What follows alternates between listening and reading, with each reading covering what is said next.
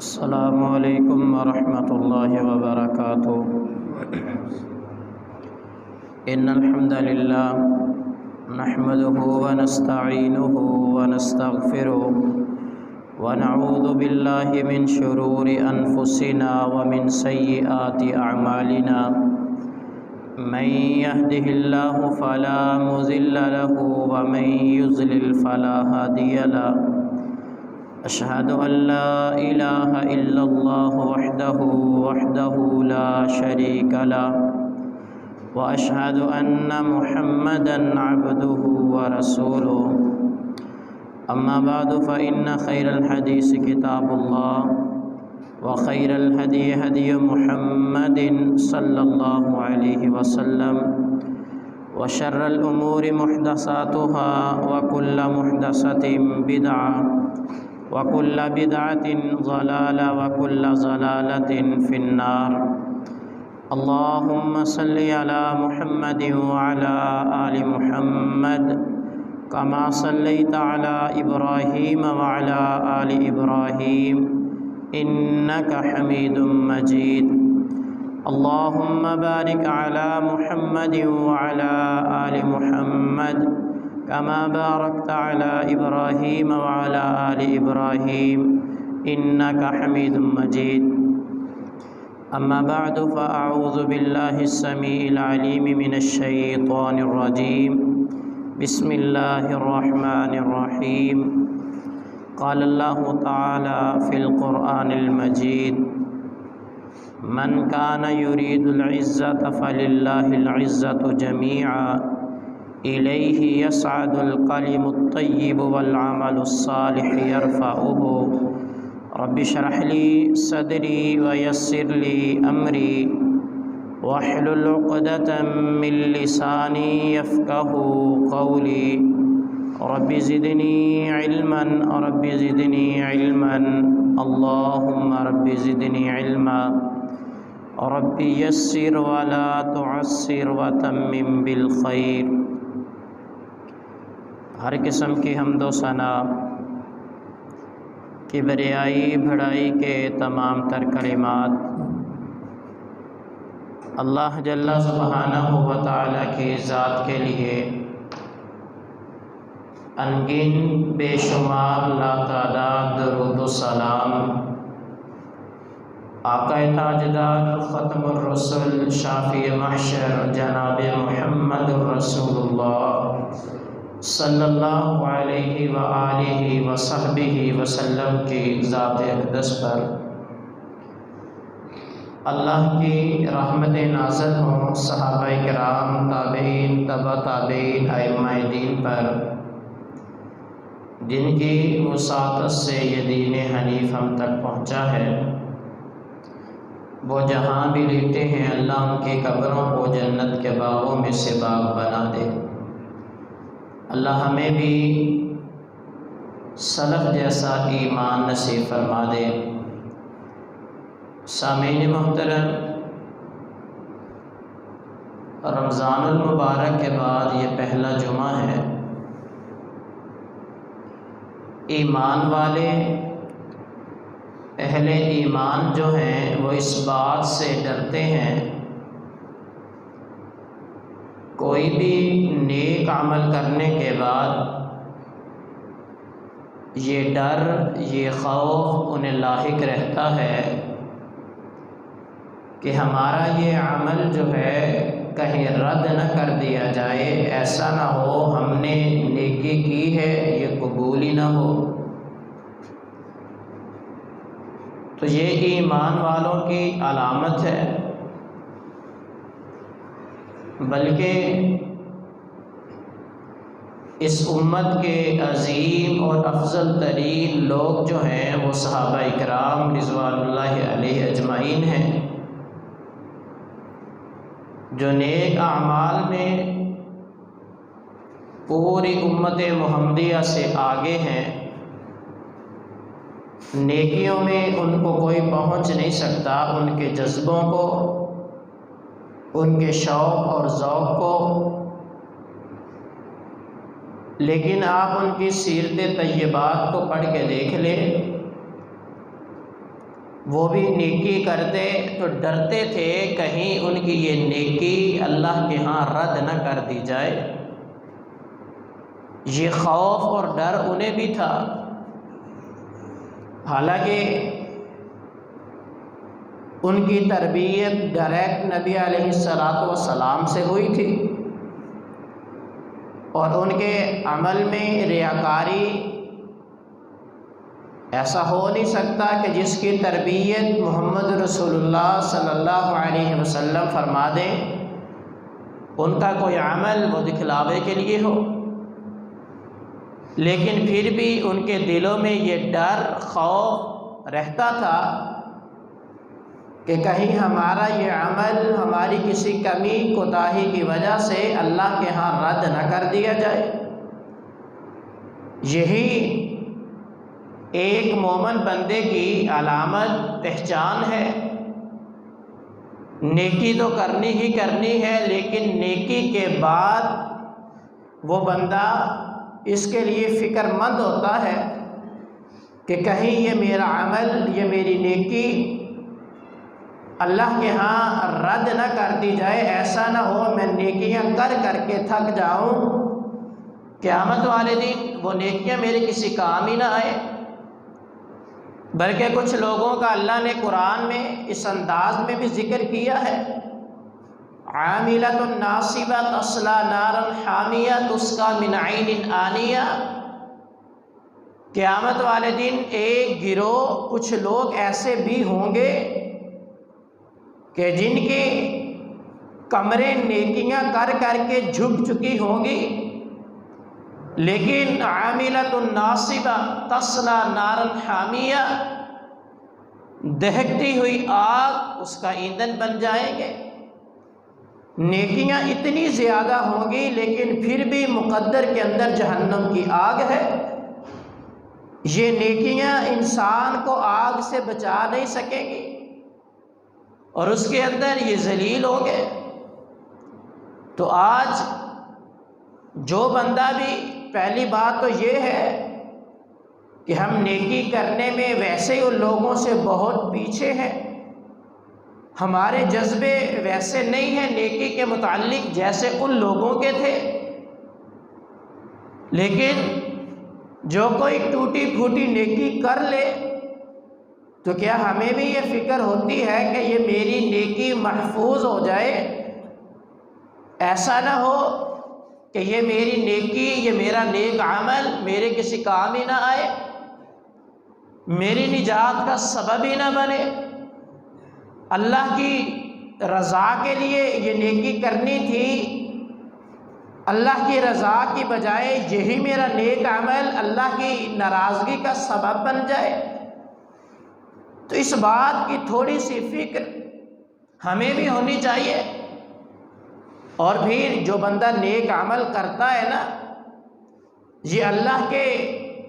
ہاں آسمان پہ لے جائے جاتے ہیں، آسمان پہ ان اعمال کو چڑھایا جاتا ہے۔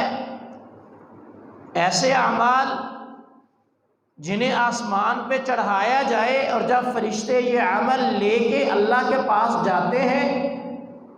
ان کے لیے آسمان کے دروازے کھول دیے جاتے ہیں، اور یہ عمل دیکھ کے اپنے بندوں کے اللہ مسکراتے ہیں۔ لیکن کچھ ایسے اعمال بھی ہیں جب بندہ نیکی سمجھ کے کرتا ہے، فرشتے لکھ کے لے کے جاتے ہیں، جو دربان آسمان کے کھڑے ہیں اللہ کو حکم دیتے ہیں کہ ان اعمال کے لیے ان دروازوں کو کھولنا نہیں ہے۔ تو خیر، جو بھی عمل آسمان پہ چڑھتے ہیں ان کے لیے کچھ شرائط بھی ہیں۔ نیک عمل کریں، اور ضروری ہے نجات کے لیے نیکی کرنا، لیکن یہ نیکی اس وقت بنے گی، یا یوں کہہ لیں یہ قبولیت کے معیار پر تب پوری اترے گی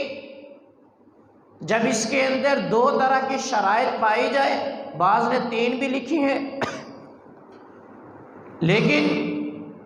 اسلام لانے کے بعد، بندہ مسلمان ہونے کے بعد، کلمہ پڑھنے کے بعد دو شرائط اگر ہیں تو بندے کا نیک عمل نیک ہے، قابل قبول ہے۔ اگر یہ شرطیں اس میں نہیں پائی جا رہی، ان کو بندہ پورا نہیں کرتا، ان کا لحاظ نہیں رکھتا، پھر یہ شرائط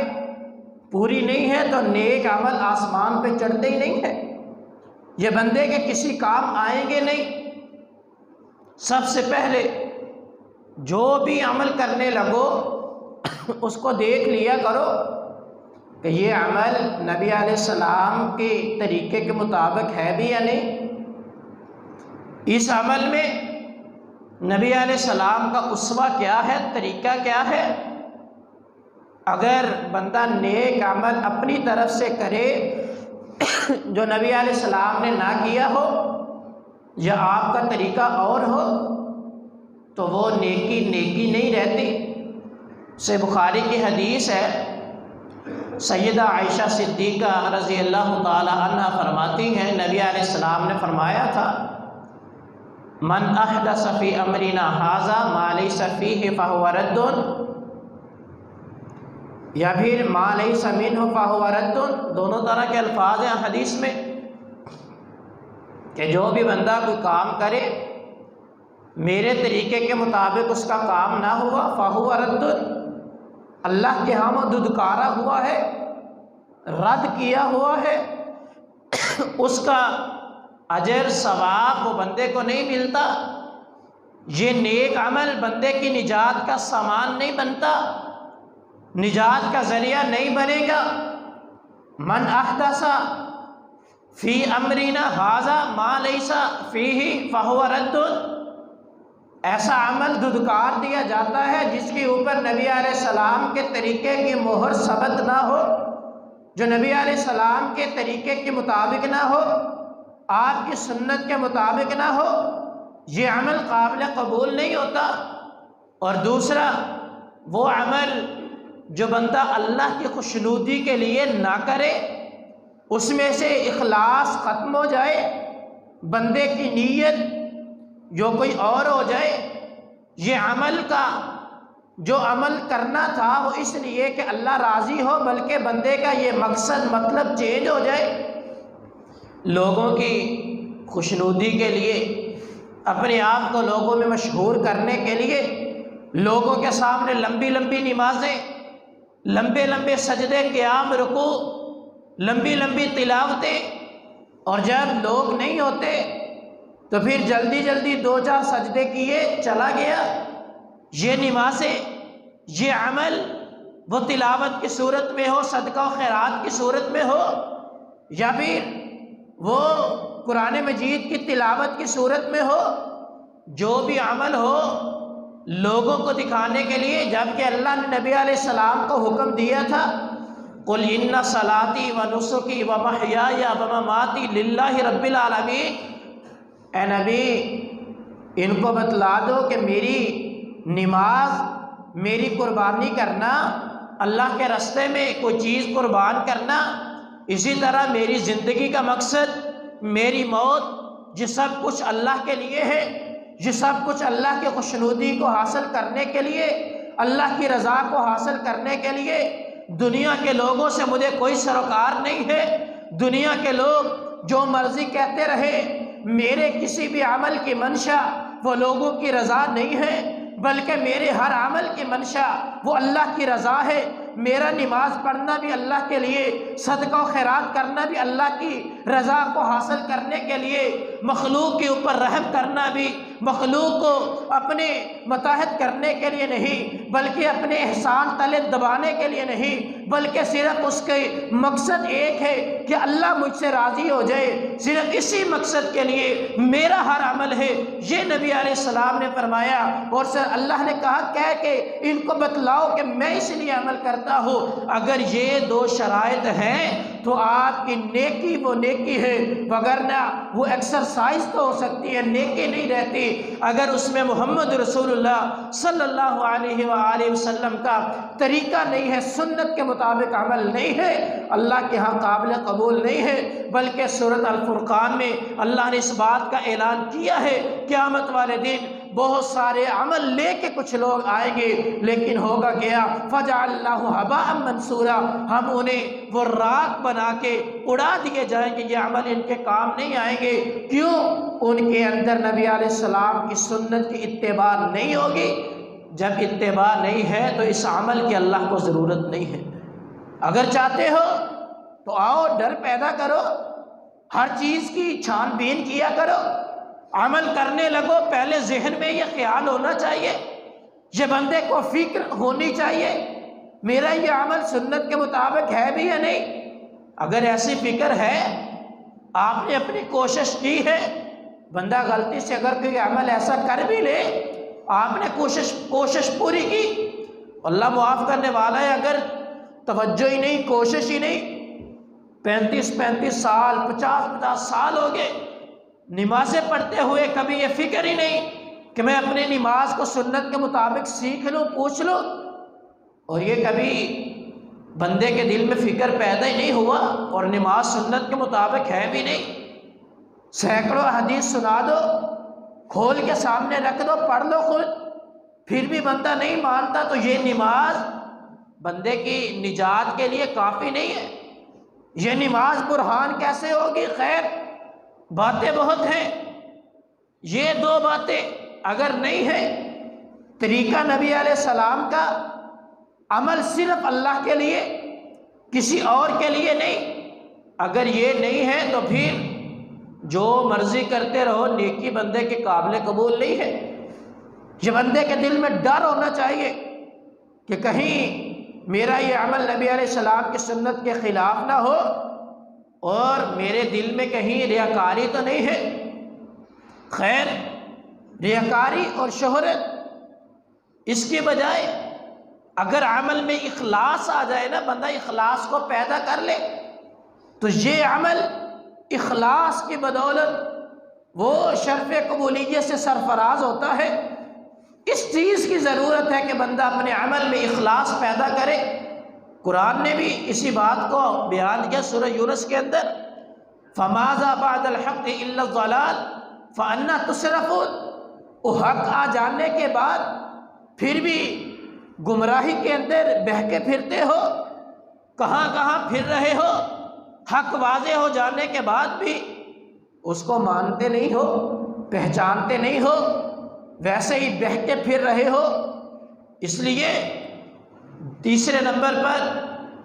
تقویٰ جو ہے انسان کے دل میں، یہ نیک اعمال کی قبولیت کی حفاظت بھی ہے اور کنجی بھی ہے۔ اگر بندہ دل میں اللہ کا ڈر پیدا کر لے، دل کے اندر یہ احساس پیدا ہو جائے، اور اللہ نے قرآن میں ہر خطبے میں نبی علیہ السلام یہ آیات پڑھا کرتے تھے، ان میں سب سے پہلی جو آیت ہے، یا ایھا الذین آمنوا حق تقاتہ ولا تموتن الا وانتم مسلمون، اے ایمان والو، ایمان کا دعویٰ کرنے والو، یا ایھا الذین آمنوا اتقوا اللہ، اللہ سے ڈر جاؤ، کتنا ڈر جاؤ؟ حق تقاتہ ولا تموتن الا وانتم مسلمون، دیکھنا موت کے وقت اسلام کی حالت میں مرنا، ایسا نہ ہو کہ تم مسلمان ہی نہ ہو، حالت کفر میں ہو، تمہیں موت آ جائے، نہیں، بلکہ حق تقاتہ ہی،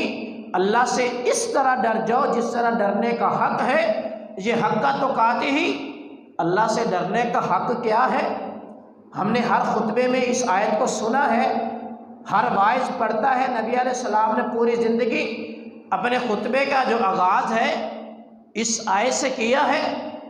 حق تقاتہ ہی، اللہ سے ڈر جاؤ جس طرح ڈرنے کا حق ہے۔ یہ کیا؟ اس کا مطلب کیا ہے کہ اللہ سے ڈرنے کا حق یہ ہے کہ انسان اپنی طاقت استطاعت کے مطابق اللہ کے احکام کو بجا لائے،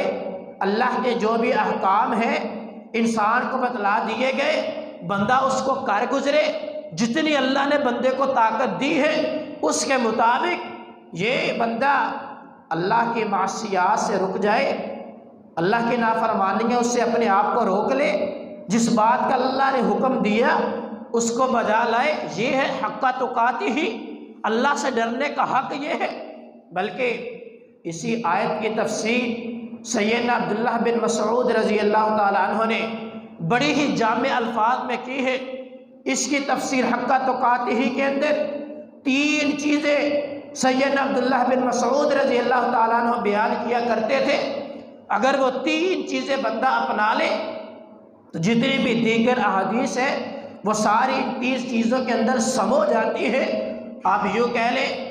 کہ انہوں نے پورے اسلام کا خلاصہ بیان کر کے رکھ دیا۔ فرمایا کہ یہ جو حق تقاتہ ہی اللہ نے کہا ہے کہ ایمان والو اللہ سے ایسے ڈر جاؤ جس طرح ڈرنے کا حق ہے، اس کا مطلب یہ ہے کہ ان یطاع فلا یعصى، کہ بندہ اللہ کی اطاعت کرے، اللہ کے نافرمانی نہ کرے۔ پہلا مطلب فرمایا وَأَن يُذْكَرَ فَلَا يُنْسَى، ہر وقت اللہ کو یاد کرے، اللہ کا ذکر کرے، فَلَا يُنْسَى، کسی بھی جگہ پہ انسان اللہ کو مت بلائے،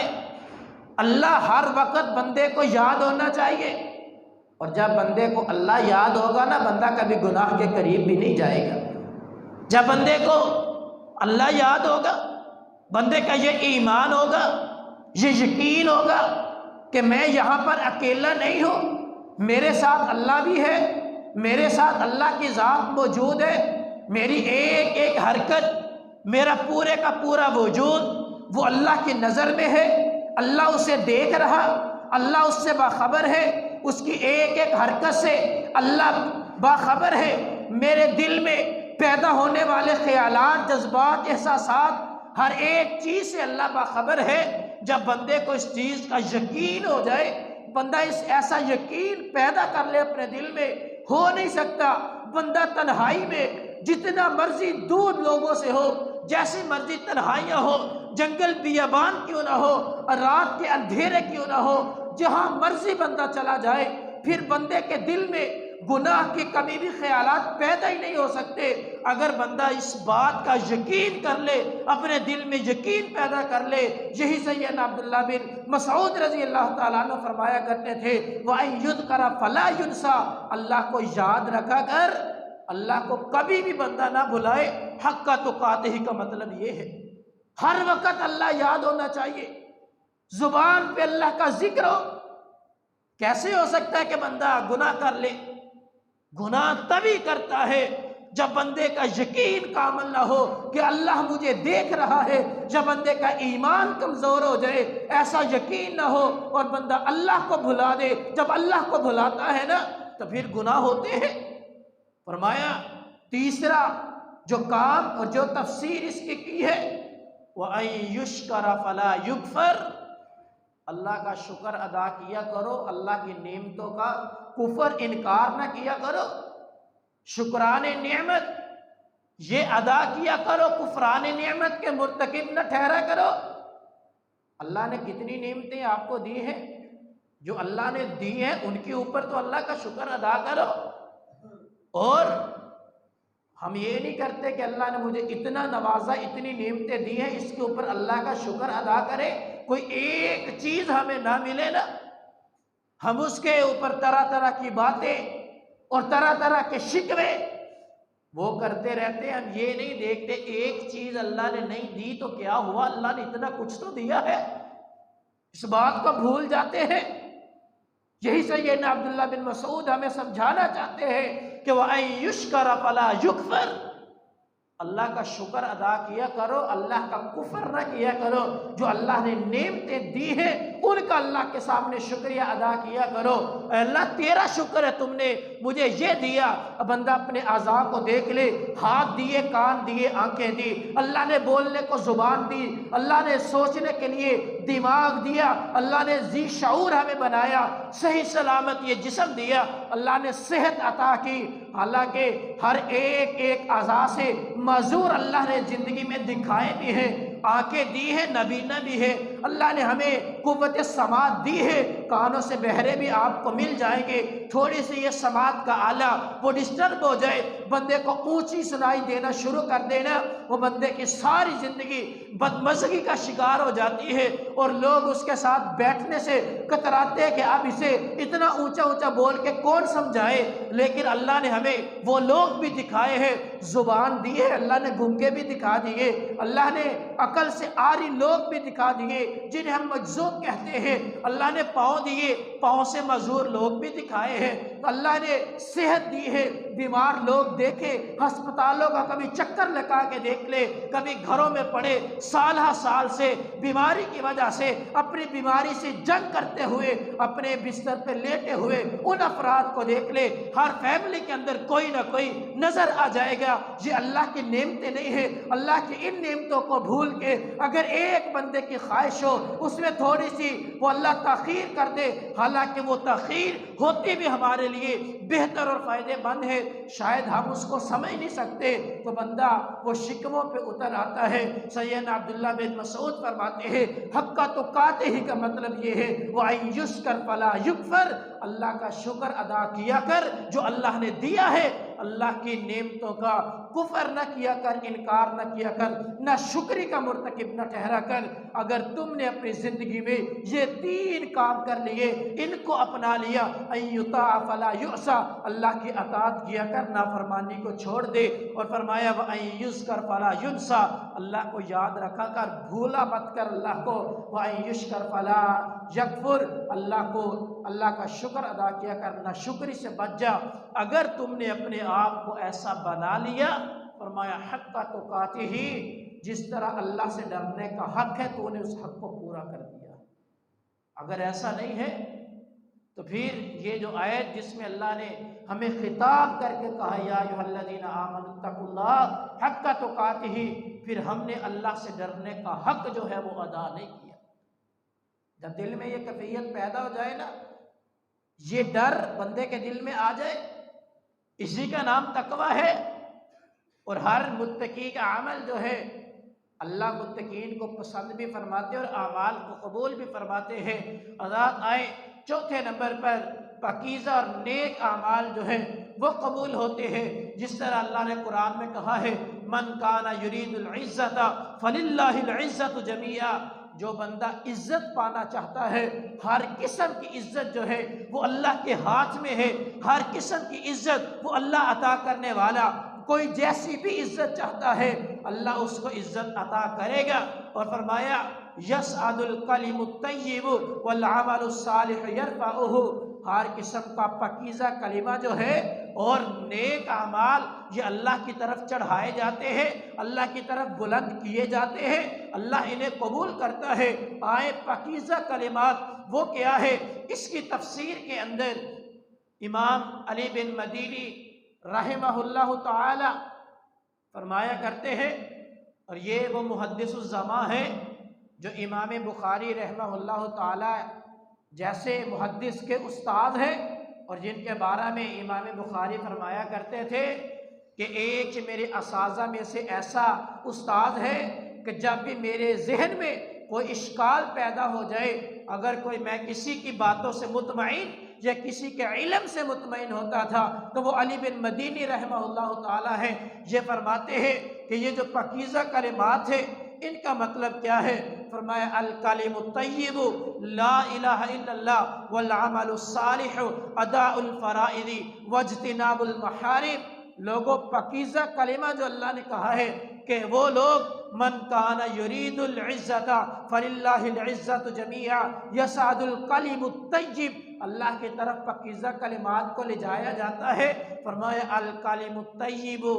لا الہ الا اللہ، یہ جو پاکیزہ کلمہ ہے نا یہ لا الہ الا اللہ ہے، زبان سے لا الہ الا اللہ کا پڑھ لینا یہ ایسا کلمہ ہے جس کے لیے آسمان کے دروازے کھول دیے جاتے ہیں، فرشتے اس کو لے کے اللہ کے پاس حاضر ہوتے ہیں۔ اور فرمایا والعمل الصالح،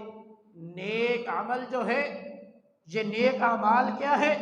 فرمایا اداء الفرائض، جو اللہ نے چیزیں تمہارے اوپر فرض کی ہے نا ان کو ادا کرنا۔ نماز فرض ہے، اس کی ادائیگی عمل صالح ہے۔ اسی طرح زکوٰۃ جب مال نصاب کو پہنچ جائے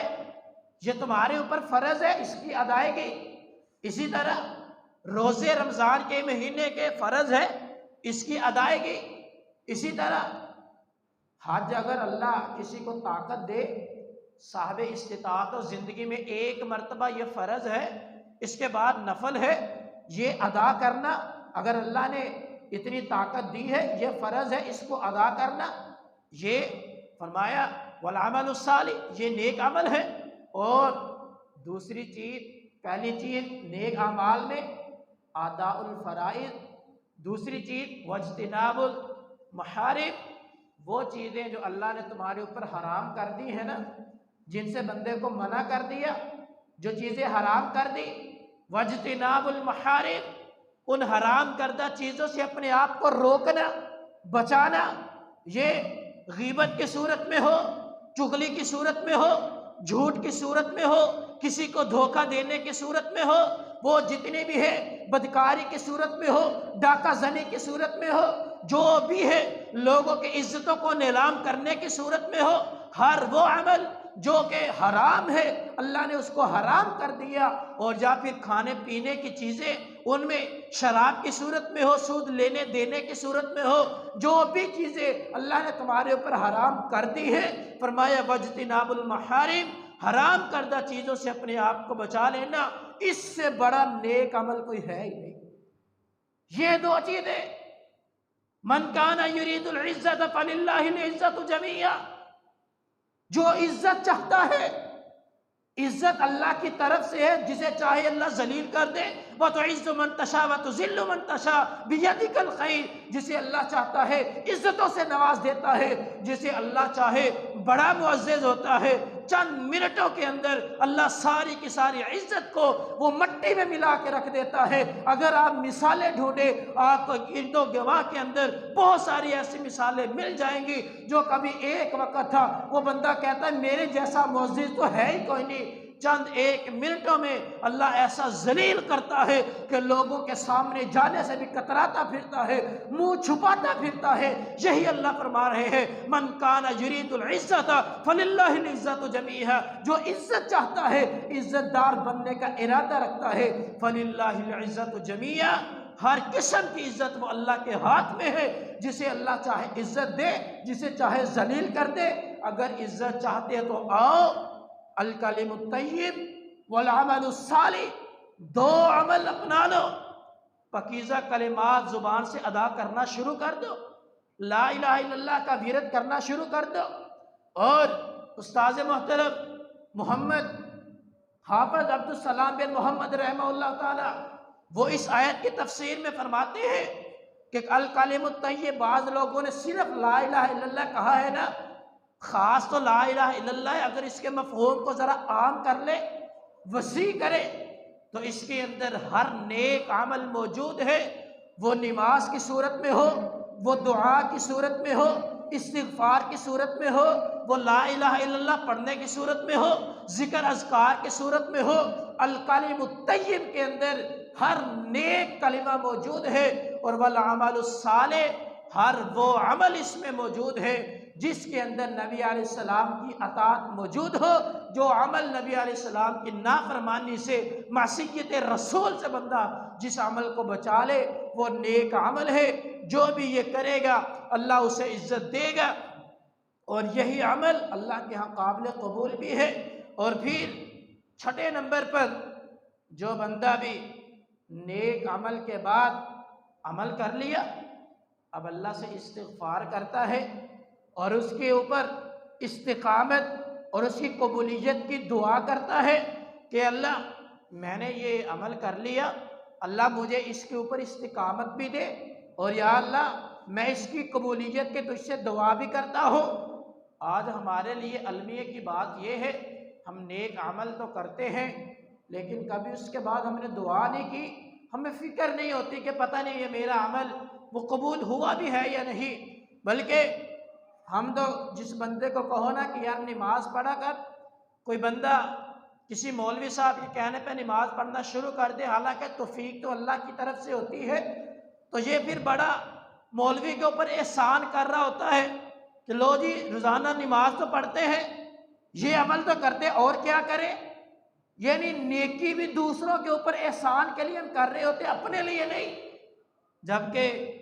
انبیاء علیہم الصلاۃ والسلام کی زندگیوں کو بندہ دیکھے نا، یقین مانے عقلیں دھنگ رہ جاتی ہے۔ اللہ نے انہیں مقام کیا دیا اور ان کے اندر عاجزی کیسی تھی۔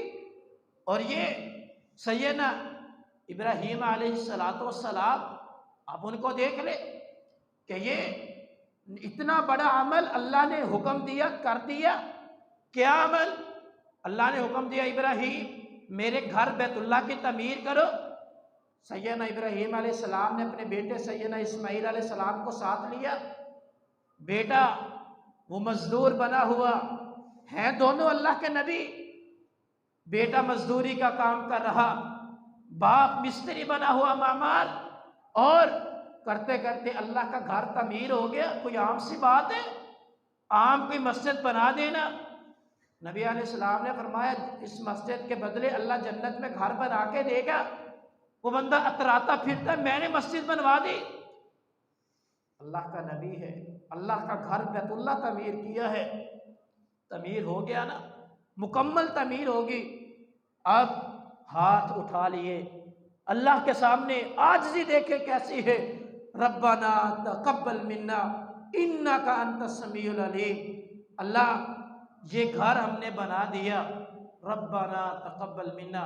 اللہ یہ ہمارا گھر بنانا، ہماری محنت کرنا، اللہ مزدوریاں کرنا تیرا گھر بنانے کے لیے،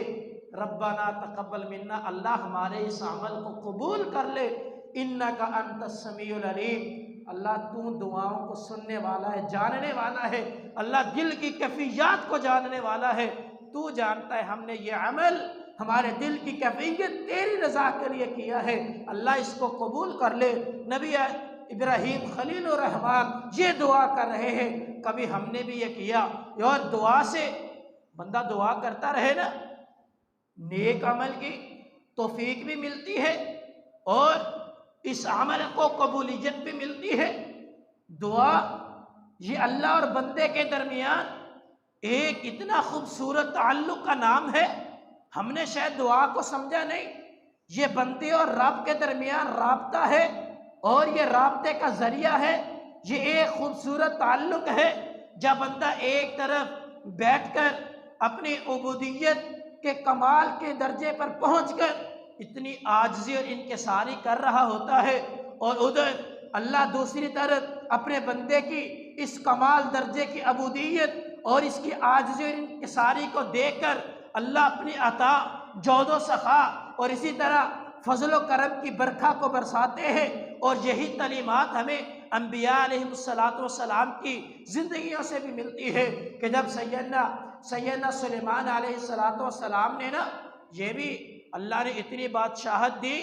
لیکن پھر بھی اللہ سے دعا کیا کرتے تھے، ربی اوزعنی ان اشکر نعمتک التی انعمت علی وعلی والدی وان اعمل صالحا ترضاہ وادخلنی برحمتک فی عبادک الصالحین۔ اے اللہ تو نے مجھے یہ اتنی جو بادشاہت، یہ سلطنت عطا کی ہے، اللہ ربی اوزعنی ان اشکر نعمتک التی، اے اللہ میں تجھ سے تیری توفیق مانگتا ہوں۔ کس چیز کے اوپر؟ اللہ تیری توفیق مانگتا ہوں کہ تو مجھے شکر کرنے کی توفیق دے، ہر اس نعمت کے اوپر اللہ جو تو نے نعمت مجھے عطا کی ہے۔ اللہ یہ بادشاہت کی صورت میں اگر ہم بھی اللہ کے سامنے کبھی بیٹھے ہاتھ اٹھا کے کہیں اے اللہ ربی اوزعنی ان اشکر نعمتک التی، اللہ ہمیں شکر کی توفیق عطا فرما، وہ شکر جو نعمتیں تو نے مجھے صحت کی صورت میں دی، اللہ مال و دولت کی صورت میں دی، گھر کی صورت میں دی، فلاں چیز کی صورت میں دی۔ ہم بھی کبھی اس انداز سے اللہ سے دعا کرے، اللہ سے شکر کی توفیق مانگے، اور پھر ساتھ فرمایا علی وعلی والدی، اللہ میرے اوپر بھی جو نعمتیں کی میرے والدین کے اوپر بھی کی ہے، وَأَنْ أَعْمَلَ صَالِحًا، اللہ مجھے نیک عمل کرنے کی توفیق بھی عطا کر دے۔ اللہ سے توفیق مانگا کرے نیک عمل کی۔ یہ نیکی کی توفیق اللہ کی طرف سے ملتی ہے، ملتی اسے ہے جو اللہ سے توفیق مانگتا ہے، جو دل میں یہ جذبہ رکھتا ہے، جس کے دل میں یہ طلب ہو کہ نیکی کرنی ہے، اللہ سے توفیق مانگا کرے۔ اور ساتھ ہی فرماتے ہیں صالحا ترضاہ، اللہ ایسا نیک عمل جو تیری رضا کا باعث بنے، اللہ جس عمل کو دیکھ کے تو راضی ہو جائے، اللہ ایسے عمل کی مجھے توفیق دینا۔ وَأَدْخِلْنِي بِرَحْمَتِكَ، اللہ اگر میں نیک عمل کرتا ہوں، میری کوئی بڑائی نہیں ہے، میں نے کوئی بڑا کام نہیں کیا، بلکہ وَأَدْخِلْنِي بِرَحْمَتِكَ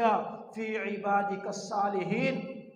اللہ اپنی رحمت کے ساتھ مجھے اپنے نیک بندوں کے اندر بھی شامل کر دینا۔ اور حضرات یہ سید الانبیاء علیہ السلام تھے جن سے زیادہ برگزیدہ بندہ اللہ نے اس دنیا میں بھیجا نہیں ہے، آئے گا نہیں۔ جو اللہ کے برگزیدہ بندے ہیں وہ بھی نیکی کے بعد اللہ سے ڈر کے ساتھ یہ دعا کیا کرتے تھے، اللہ ہمارے ان اعمال کو قبول کر لے۔ اور اسی طرح یہ جو لوگ ہیں جن کا عمل درجہ قبولیت تک پہنچتا ہے، ان میں سب سے پہلے وہی بندہ ہے جو نیک عمل کرنے کے بعد دل میں ڈر پیدا کرتے، اسے خوف ہوتا ہے کہیں یہ میرا عمل رد نہ کر دیا جائے۔ بلکہ جامع ترمذی کے وہ حدیث ہے، سیدہ عائشہ صدیقہ رضی اللہ تعالی عنہا نے نبی علیہ السلام سے پوچھا یا رسول اللہ ڈرنے والے لوگ کون ہیں؟ کون لوگ جو اللہ سے ڈرتے ہیں؟ چوری کرنے والے، کیا وہ اللہ سے ڈرتے اس بات کے اوپر کہ میری پکڑ نہ ہو جائے؟ یا پھر شراب پینے والے، بدکاری کرنے والے؟ بلکہ نبی علیہ السلام نے فرمایا نہیں عائشہ،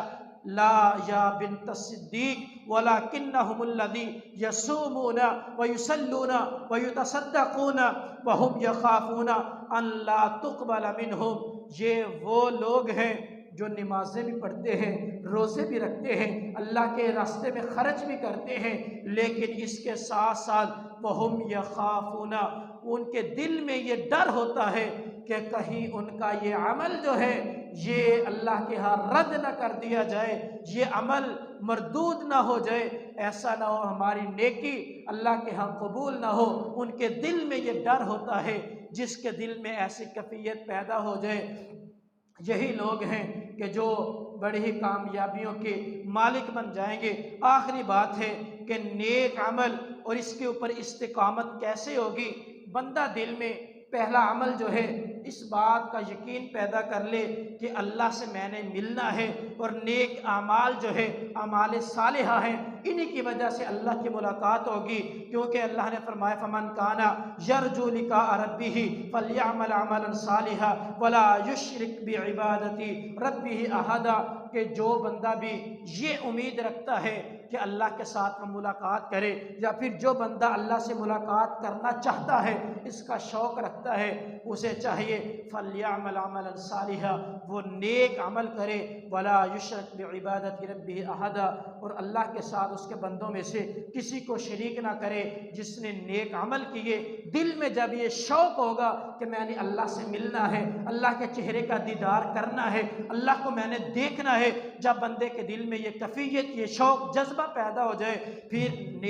نیکی جو ہے وہ خود بخود بندہ اس کی طرف راغب ہوتا چلا جائے گا، اور نیکی کرنا وہ مشکل نہیں بلکہ آسان ہوتی چلی جائے گی۔ اس جذبے کو دل میں پیدا کر لے، اس امید کے ساتھ کہ میرا یہ نیک عمل مجھے اللہ کی ملاقات کروائے گا، میں اللہ کا دیدار کروں گا۔ اللہ سے دعا ہے کہ اللہ تعالیٰ جو کچھ سنایا ہے اس کے اوپر ہمیں عمل کرنے کی توفیق عطا فرمائے۔ وقولوا قولی ھذا واستغفر اللہ لي ولکم ولسائر المسلمین وآخر دعوانا ان الحمد للہ رب العالمین۔